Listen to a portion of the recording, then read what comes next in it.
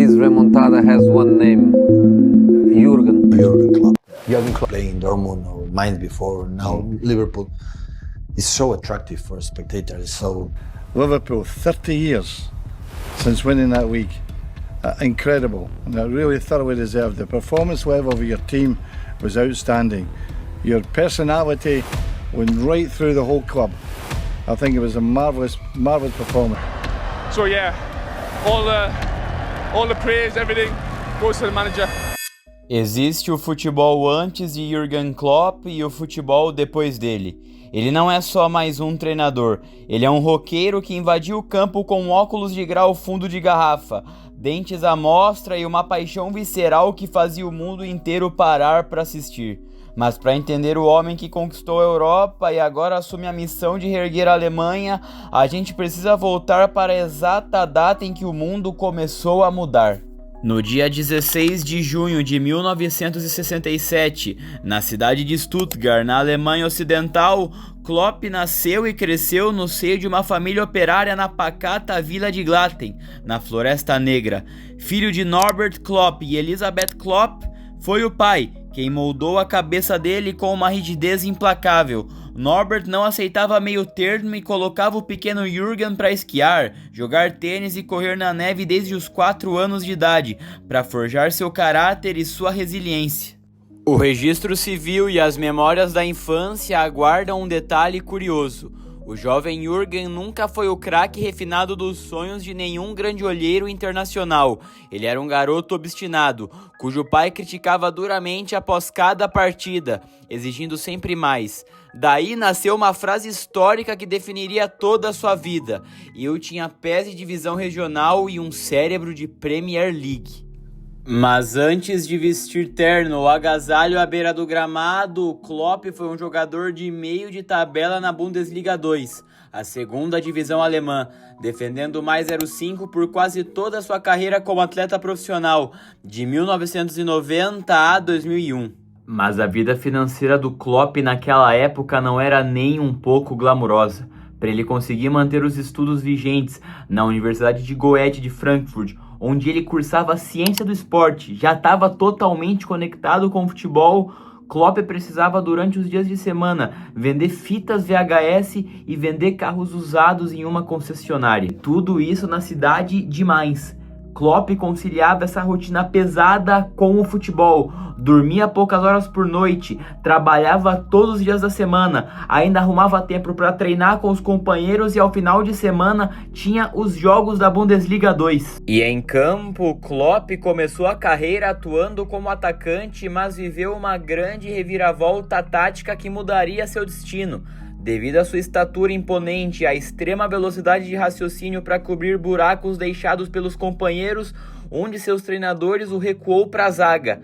Ali, jogando como defensor central, ele sofreu, aprendeu a ler o jogo de trás para frente e entendeu perfeitamente a importância do posicionamento defensivo, plantando ali, sem saber, a semente do técnico genial que ele viria a se tornar. E nós chegamos a fevereiro de 2001. O Mainz 05 estava afundado na zona de rebaixamento da segunda divisão, com risco real e matemático de cair para o futebol amador regional. Desesperada, a diretoria tomou uma decisão de risco extremo. Demitiu o treinador e nomeou o capitão do time, Jürgen Klopp, que havia pendurado as chuteiras como atleta no dia anterior, direto para o cargo de comandante principal. Sem orçamento para contratar jogadores caros, Klopp inventou a sua primeira grande revolução tática que chocaria a Alemanha: o Gegenpressing rudimentar. A lógica era simples, agressiva e revolucionária para a época. A melhor jogada após perder a bola é caçar quem a roubou imediatamente. Ele transformou um elenco tecnicamente limitado em uma matilha faminta que sufocava os rivais. E simplesmente o que o Klopp faz com o Mainz dali pra frente é simplesmente algo heróico. Na temporada 2000-2001, o Klopp assumiu o time com a água batendo no pescoço e operou um milagre tático, ajustando a marcação agressiva e salvando mais o rebaixamento para a terceira divisão nas últimas rodadas. Na temporada 2001-2002, a primeira temporada inteira de Klopp como técnico profissional foi de puro sofrimento e quase glória, contando com o faro de de gols do atacante Adri Vivorinin, o Mainz liderou o campeonato por várias rodadas e esteve no G3 por 30 das 34 rodadas. Porém, na última, o time tropeçou e perdeu para o Union Berlin por 3-1. Com a combinação de resultados, o Mainz despencou para a 4ª colocação, ficando a um único ponto de distância do acesso à Bundesliga. Sentindo o golpe do ano anterior, Klopp manteve a base unida, reergueu o psicológico do elenco e fez outra campanha fortíssima na 2ª divisão, batendo na trave novamente e terminando de novo na 4ª colocação, a passos curtos de um grande sonho. E a temporada 2003-2004 marca um marco histórico, a consagração definitiva. Com um dos menores orçamentos e estruturas de toda a Alemanha, o Mainz de Jürgen Klopp fez uma campanha de raça pura. Superou gigantes tradicionais da 2ª divisão alemã e conquistou o acesso inédito à Bundesliga pela primeira vez em 99 anos de história do clube. E estreando na elite alemã contra todas as probabilidades na temporada 2004-2005, Klopp manteve o Mainz competitivo na 1ª divisão e ainda levou o clube de forma surpreendente à Copa da UEFA via Fair Play. E nas temporadas seguintes, a realidade financeira pesou e o conto de fadas encontrou seu limite. O Mainz acabou sendo rebaixado de volta para a segundona em 2007 e na partida de despedida, Klopp chorou muito, abraçado à torcida no gramado, eternizando-se como uma lenda máxima na cidade de Mainz. E não iria demorar muito para uma proposta maior chegar em sua mesa.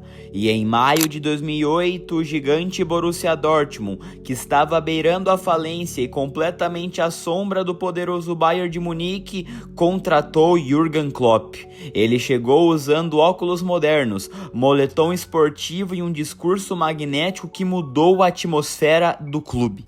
E no Borussia, taticamente, ele elevou o Gegenpressing a um nível europeu de alta vantagem, apelidado mundialmente de Heavy Metal Football, que era basicamente blocos super compactos, transições verticais pelos flancos com jogadores rápidos e uma intensidade física desumana que quebrava os adversários defensivamente. E a sua temporada de estreia foi de completa reconstrução, a temporada de fundação das bases. Com um elenco limitado e um clube endividado, Klopp implementou sua filosofia à força e terminou a Bundesliga em 6º lugar, mostrando à diretoria que o projeto a longo prazo daria frutos com jovens talentos e muita intensidade envolvida. Na temporada seguinte, 2009 e 2010, o Dortmund deu o salto competitivo que o torcedor esperava, terminando em 5º lugar e garantindo vaga nas competições europeias. Foi a temporada em que jovens como Matt Hummels e Neven Subotic se consolidaram e o clube começou a pescar pérolas no mercado internacional. E é na temporada 2010-2011 que acontece a explosão. Após 9 longos anos sem o clube levantar a taça nacional, o Borussia Dortmund quebrou a hegemonia absoluta do Bayern de Munique e venceu a Bundesliga de forma sensacional. Com uma média de idade absurdamente baixa, Klopp blindou a equipe e revelou ao planeta as peças que moldariam o futebol mundial. O polonês Robert Lewandowski, que começava a despontar no banco e no ataque, o genial meia japonês Shinji Kagawa, o prodígio Maru Götze e a solidez do volante Ilkay Gundogan. Esse time simbolizou a vitória da ousadia tática, da força coletiva e da juventude sobre o dinheiro bilionário dos bávaros. E se a temporada anterior foi uma surpresa, a temporada 11-12 foi a consagração da hegemonia alemã do Dortmund. O clube conquistou o bicampeonato consecutivo da Bundesliga, quebrando o recorde histórico de pontos da competição na época, com incríveis 81 pontos. E o golpe final na soberba do Bayern aconteceu na inesquecível final da Copa da Alemanha, a Pokal. O Dortmund atropelou e aplicou uma goleada histórica de 5-2 sobre o Bayern de Munique, com um hat-trick monstruoso de Robert Lewandowski. Era o auge absoluto do heavy metal tático de Klopp. Só que na Europa, da mesma forma que na temporada 11-12, que o time nem passou da fase de grupos da Liga Europa, a realidade bateu forte de novo.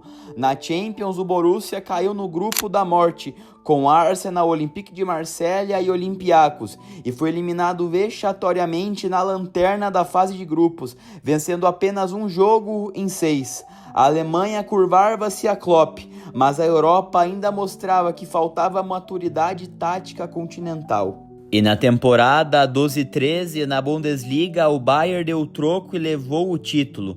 Mas um dos grandes marcos dessa temporada foi a chegada de Marco Reus.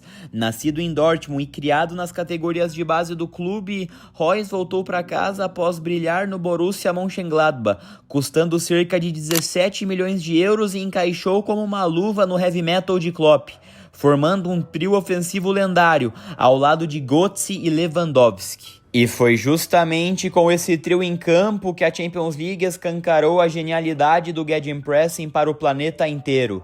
Diferente dos anos anteriores, a Europa se rendeu a Klopp. E o ápice aconteceu na semifinal contra o Real Madrid de José Mourinho, no Signal Iduna Park.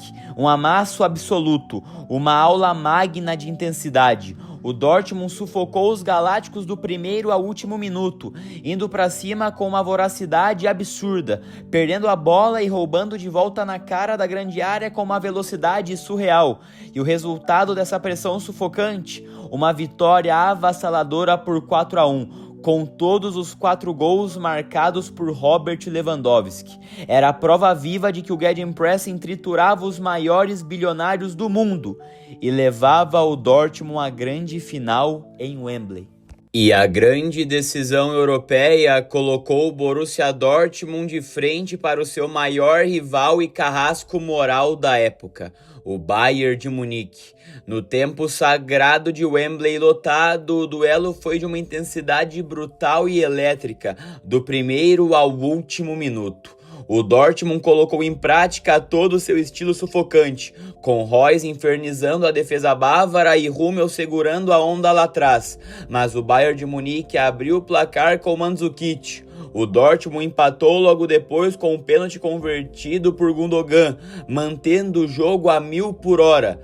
Porém, no finalzinho da partida, aos 44 minutos do segundo tempo, o Robben achou o gol da vitória dos bávaros, selando o 2-1. A derrota foi um golpe devastador, com Klopp e seus jogadores chorando no gramado de Wembley. Mas aquela final consagrou perante o mundo inteiro que o Dortmund de Klopp não era uma zebra qualquer, mas sim uma potência capaz de peitar os gigantes de igual para igual. Enquanto sofria com o assédio do mercado, o Dortmund trouxe um reforço que mudaria a velocidade do ataque: a chegada do atacante gabonês Pierre-Emerick Aubameyang. Com sua velocidade impressionante, Aubameyang se adaptou instantaneamente ao estilo de Klopp, somando forças com Reus e Lewandowski para manter a equipe competitiva no topo. Na Bundesliga, o Dortmund garantiu o vice-campeonato, ficando logo atrás do Bayern de Munique de Pep Guardiola. Já na Champions, a equipe foi longe e parou nas quartas de final em um duelo eletrizante contra o Real Madrid, provando que o Gegenpressing ainda aterrorizava a Europa. Mas a conta da intensidade desumana acabou chegando na temporada 14-15. O desgaste físico acumulado de anos de Gegenpressing, somado a uma onda implacável de lesões que dizimou o elenco, fez com que o Borussia Dortmund vivesse um pesadelo na primeira metade da Bundesliga, chegando inclusive a flertar com a zona de rebaixamento. Percebendo que o ciclo natural havia chegado ao limite e que o clube precisava de novos ares para respirar, Klopp convocou uma entrevista coletiva histórica em abril de 2015 para anunciar que deixaria o Borussia Dortmund ao fim daquela temporada. E após anos históricos com o Borussia Dortmund, em outubro de 2015, o futebol mundial parou para ver essa cena. Jürgen Klopp caminhando pelo túnel em Anfield. O Liverpool vivia um cenário de terra arrasada, preso em um ciclo de mediocridade e desesperança. Klopp não trouxe promessas vazias, ele trouxe identidade. Logo na sua primeira coletiva ele cravou a frase que definiria a década: precisamos transformar os doubters em believers. Ele assumiu o posto de Brendan Rodgers e com pouco tempo de trabalho já deu para ver a transformação. O time começou a correr o dobro, a pressionar o triplo e a jogar com a alma que a torcida dos Reds exigia. E como em qualquer outro clube, o processo de reconstrução é demorado. Klopp não montou o time da noite para o dia. Ele assumiu em outubro de 2015, com a temporada já em andamento, pegando o elenco montado por Brendan Rodgers e levou a equipe ao 8º lugar na Premier League, além de bater na trave e ser vice-campeão da Copa da Liga Inglesa e da Liga Europa em 2016. Nas temporadas seguintes, começou o ajuste fino para encaixar o heavy metal. Ficou na 4ª colocação na Premier League tanto na temporada 16-17 quanto na temporada 17-18, garantindo o retorno definitivo do Liverpool à Champions League. E foi nesse período que ele foi cirúrgico no mercado, contratando Mohamed Salah em 2017 para se juntar à dupla Sadio Mané e Roberto Firmino, e fechando a defesa com o goleiro brasileiro Alisson Becker e o zagueiro holandês Virgil van Dijk, peças que transformaram o time em uma verdadeira máquina de combate. E a temporada 18-19 marca a redenção europeia, a consolidação mundial da máquina vermelha. Na Premier League, o Liverpool fez uma campanha monumental de 97 pontos, perdendo apenas uma partida o campeonato inteiro, mas acabou sofrendo um revés histórico na disputa, ficando com o vice-campeonato atrás apenas do Manchester City de Pep Guardiola por uma margem mínima. Porém, na Europa, a história foi diferente. Após perder a final da Champions no ano anterior para o Real Madrid de Cristiano Ronaldo, o time protagonizou a virada épica de 4-0 sobre o Barcelona em Anfield e atropelou o Tottenham na grande decisão em Madrid, conquistando a 6ª Liga dos Campeões da história do clube.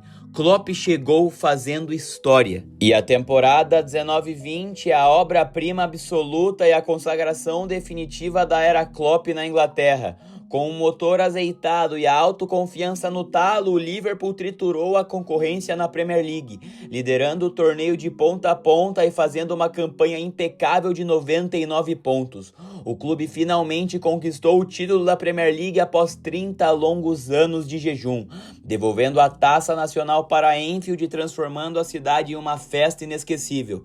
E no mesmo ciclo, a máquina vermelha ainda adicionou ao museu a Supercopa da UEFA e o Mundial de Clubes da FIFA, coroando o auge mundial do Gegenpressing britânico. E o ciclo pós-título exigiu um esforço titânico de Klopp.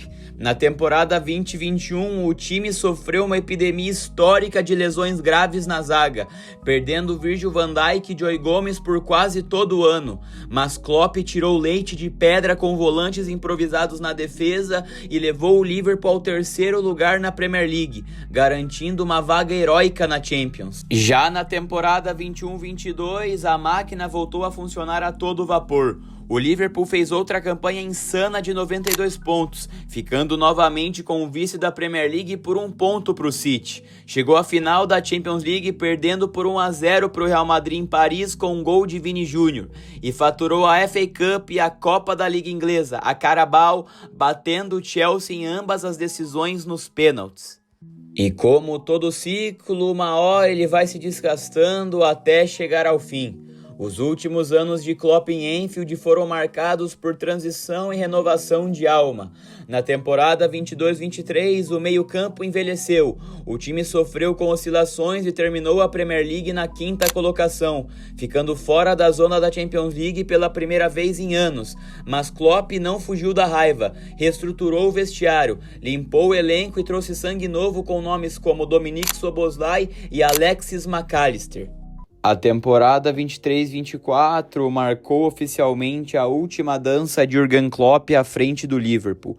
Foi um ano de entrega total em todas as frentes. O time faturou a Carabao Cup usando a garotada da base. Chegou às quartas de final da FA Cup e da Liga Europa, parando na Atalanta. E brigou ferozmente pelo topo da Premier League até a reta final, terminando na sólida 3ª colocação para garantir o retorno à UEFA Champions League. Porém, por trás dos gramados, a bateria mental havia chegado ao limite absoluto.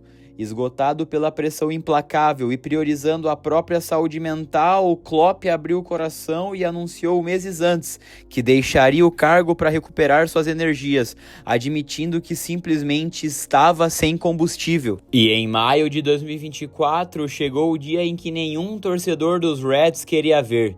A despedida em Anfield não foi apenas um jogo de futebol, foi um ritual de puro amor incondicional. Com o estádio inteiro banhado em lágrimas, a torcida entoou "You Never Walk Alone", mais emocionante da história moderna do esporte.